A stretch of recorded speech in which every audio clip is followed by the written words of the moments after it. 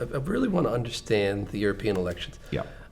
Populists have obviously, the movement AfD in Germany, Liga, Five-Star in Italy, even Vox now in Spain. Yep. These are all populist parties that have gone from, as you've explained, I saw you speak at an event, a banking event, where you said Liga and Salvini were 1%, 2%, 3% of the vote 10 years ago. And where are they now? Explain that, Well, that impact on the parliamentary. I mean, they're up in the 30s now.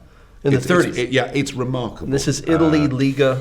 You know, when you think about Italian governments, I mean, what do they have? I think 51 governments in the first 50 years after World War II. I mean, you know, chaos is the norm in Italian politics. And governments come in and governments go.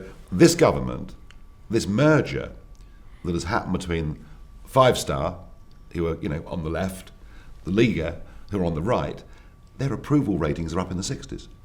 Together. Yep, together, and it's working. And so this would be like in America, a Bernie Sanders party and a Trump party together? In many ways it would be. Yeah, in many ways it would be. But it's just fascinating to Americans, I think. But it's working. They're clearly on a collision course. Because, you know, one group With wants Brussels. to spend and one group wants to cut taxes. So how is that that's difficult. Sustainable financially? Well, coalition forces compromise, obviously. But, you know, they presented a budget, their annual budget, with a deficit running at about 2.4%. And all right, I know some of the future projections were a little bit optimistic for growth, but it wasn't by any means an outrageous budget, particularly given the French. After, the expectations were, I think, 4 or 5%. That's right. And they came in with 2.4. I thought it was relatively responsible. And yet, the European Commission, you know, and I repeat the point, men and women who we can't vote for, men and women who we can't remove, people who have power without accountability, rejected the Italian budget and made them cut it.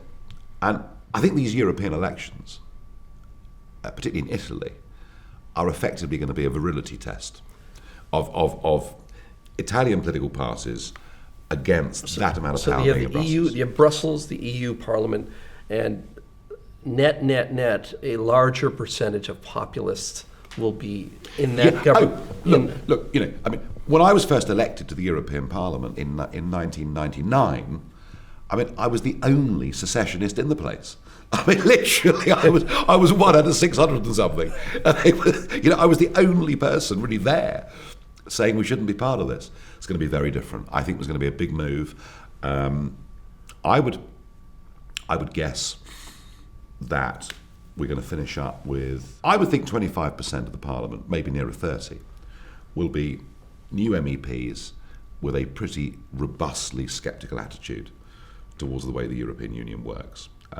Doesn't mean they'll be outright secessionists, but it means they will be Eurocritical in many, many ways. And kind of what I think we're going to see happening is, I think the discipline that keeps the eurozone together, you know, and that combination of ECB, at times IMF, and certainly European Commission, that discipline that tells countries what they must and must not do, that's going to fragment. That's going to start breaking down. So you had Miss Angela Merkel, incredible leader through obviously 2010, 11, through the last 8, 9, I think a decade almost. She was the glue of Europe, and what you're describing as a more fragmented power base throughout Europe. Well, she's going. Yeah, she's gone. She's going. Amazing, isn't it? You know, glittering political career ruined by one mistake. Yeah.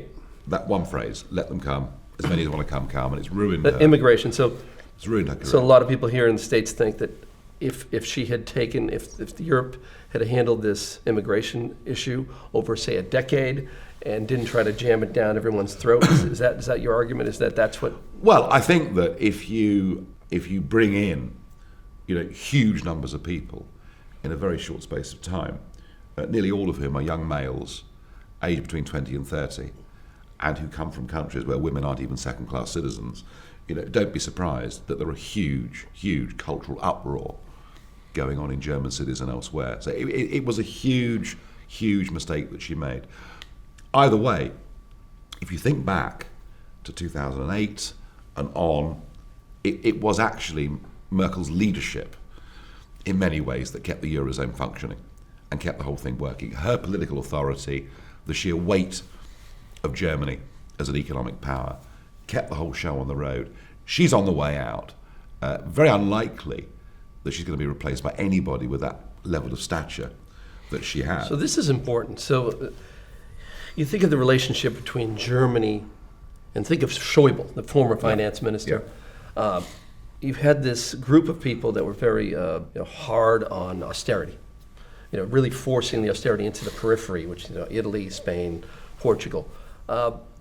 Could we see a left shift there where they're actually more supportive of deficit spending in the South? Could that somehow be a positive coming out of Germany? Well, that's a major... They might, but it won't be enough. The Greeks had their little mini rebellion. They put Mr. Tsipras in power. They had the rather colourful finance minister, Mr. Varoufakis, for a bit. But in the end, when it came to the standoff between the Greek government and the European institutions, the Greeks blinked, and the Greeks have now just given up, basically. Italy's a very different kettle of fish.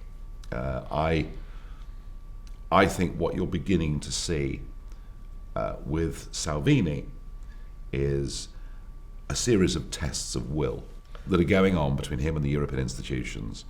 And at some point... It's now going after the ECB. They're taking the Trump playbook. Absolutely. Well, I'd rather agree with Trump on that one, actually. But yeah, and so what I see discipline breaking down within the eurozone. I think it becomes much harder for the ECB, the Commission, and Germany to limit what governments borrow and what they spend. So it'd be much harder for the EU to enforce financial discipline. Much harder. So you have credit default swaps on Italian sovereign bonds that have gone up dramatically as of the famous Memorial Day weekend. Yeah.